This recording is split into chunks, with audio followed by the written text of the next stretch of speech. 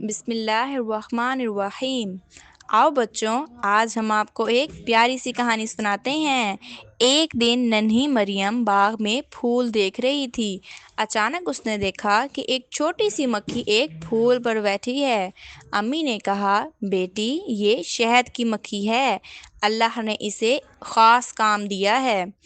یہ پھولوں سے رس لیتی ہے اور شہد بناتی ہے جو اللہ کا میٹھا تحفہ ہے۔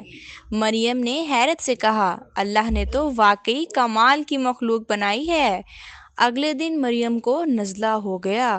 امی نے کہا، بیٹی گھبراؤ نہیں، میں تمہیں اللہ کا شفا دینے والا تحفہ دیتی ہوں۔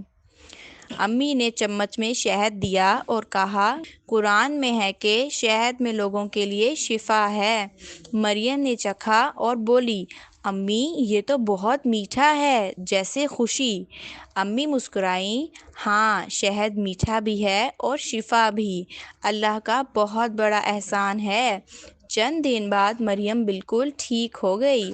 امی نے کہا، اللہ کو شکر گزار بچے بہت پسند ہیں۔ مریم نے آنکھیں بند کر کے دعا کی، یا اللہ تو نے شہد میں شفا رکھی، مجھے ہمیشہ شکر گزار بننے کی توفیق دے، آمین۔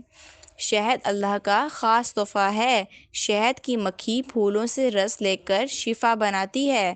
شہد بیماریوں کا علاج اور دل کی خوشی ہے۔ ہمیشہ اللہ کا شکر ادا کرو بچوں، کیونکہ شکر گزار دل سب سے میٹھا ہوتا ہے۔